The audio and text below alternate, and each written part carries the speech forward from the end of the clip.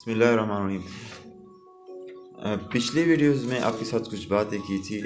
اس میں ایک یہ کہ ہم نے حفظ کلاس بھی سٹارٹ کرے نا گریڈ 3 سے،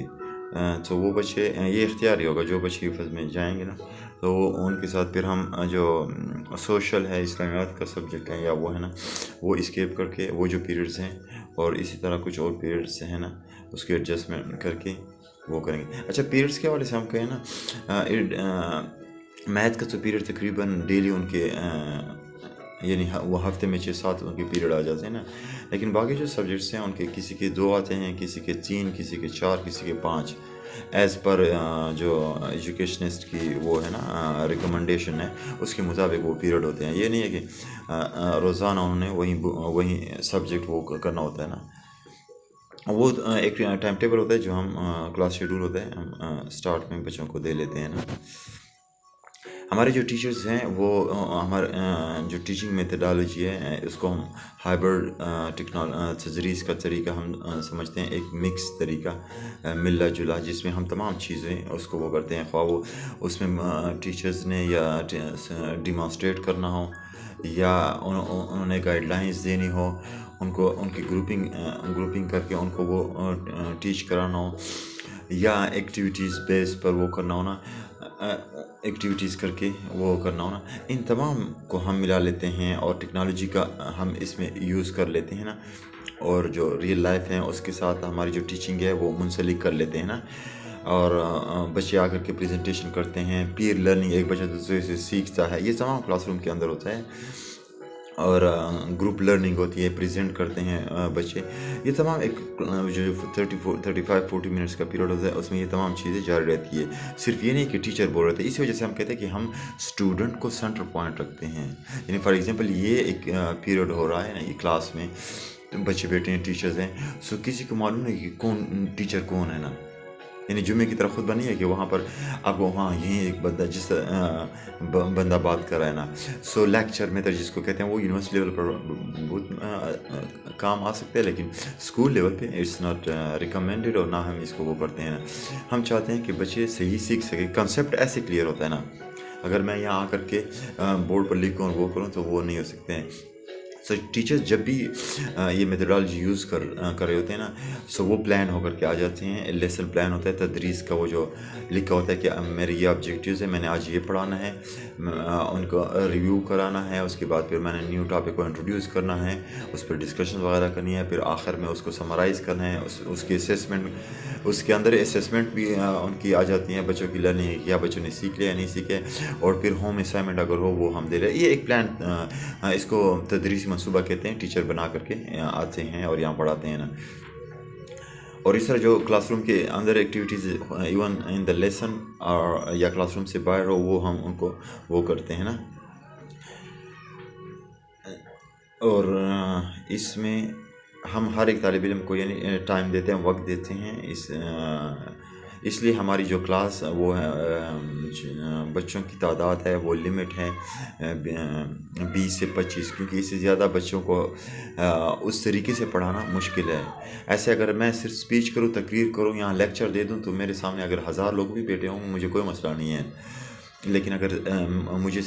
میں سکھانا چاہتا ہوں، بچوں کو پڑھانا چاہتا ہوں، تو اس کے لیے تو مجھے ایک لمیٹڈ اسٹوڈنٹس چاہیے نا، سو ہماری لمٹ ہے 20 سے 25 سے زیادہ ہم کلاس کی اسٹرینتھ کو نہیں بڑھاتے ہیں، اور اسی لمٹ کے مطابق ہمارا فی اسٹرکچر ہے نا۔ ہمارے اسائنمنٹس ہوتے ہیں، ایک تو وہی کلاس روم اسی روز، ہماری کوشش یہی ہوتی ہے کہ بچے جن نے جو آج پڑھا ہے وہ سیکھ کر کے گئے ہیں، یہ نہیں ہے کہ وہ چھوڑیں گے، ایگزام آئے گا، ٹیسٹ آئے گا، ہم یاد کریں گے یا وہ کریں، وہیں پر انہوں نے وہ سیکھ لیا ہے۔ سو گریڈڈ ٹیسٹ ہوتے ہیں، اسائنمنٹس ہوتی ہیں، پروجیکٹس ہوتے ہیں جو پھر یہاں پیش کرتے ہیں، پھر مڈ ٹرم کے ایگزامز ہوتے ہیں، اس میں ریٹن ہوتا ہے، تحریری اور زبانی امتحان ہوتے ہیں ہر سبجیکٹ میں، میتھ میں ہم زبانی امتحان لیتے ہیں نا، اور پھر اس کے بعد پھر یہ اس طرح سلسلہ جاری رہتا ہے، اور پھر فائنل ایگزام میں جو وہاں پر بھی یہی اسی طریقے سے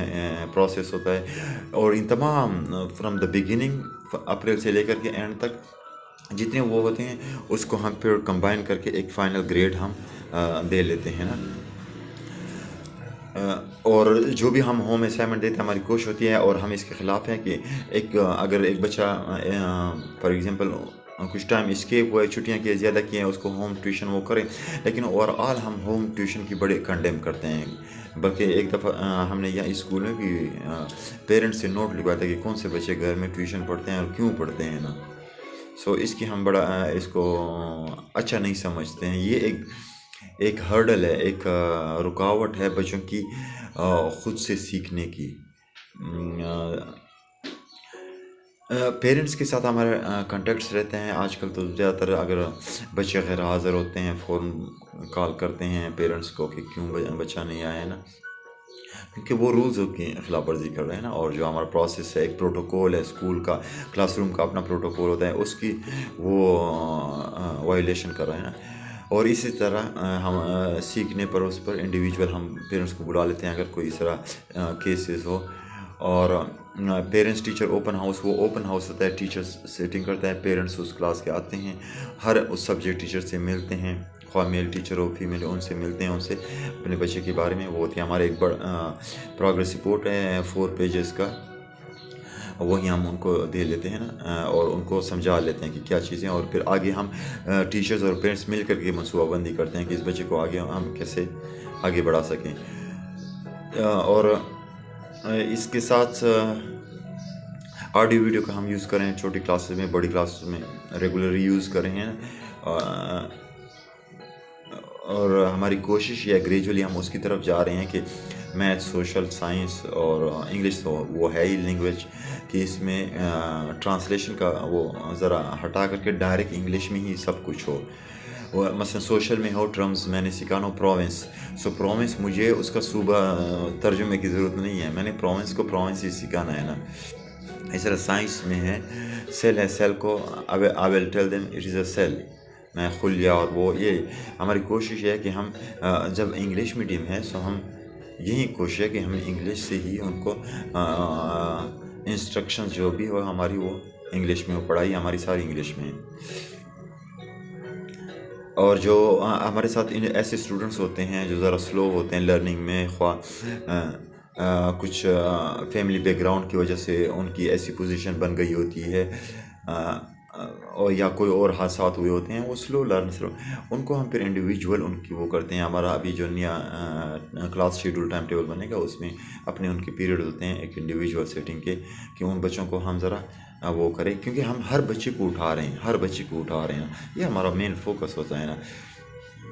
और इस तरह हाइजीन के हवाले, सेहत के हवाले, हिफाज़त के हवाले से हमारी भरपूर कोशिश होती है, भरपूर के जितनी भी सेफ्टी प्रोटोकॉल्स हैं सेहत के हैं वो हम फॉलो करें, स्कूल में भी और यहीं बच्चे फॉलो करें, घरों में भी। ये कुछ चीज़ें थी जो हम वो कर रहे हैं, दे रहे हैं टीचर्स की। हमारी जो यहाँ है, हमारी कोशिश होती है कि जितनी भी हमारी रिसोर्स है उसके मुताबिक हम उनको सैलरी दे दें, और उस सैलरी की जितनी भी यानी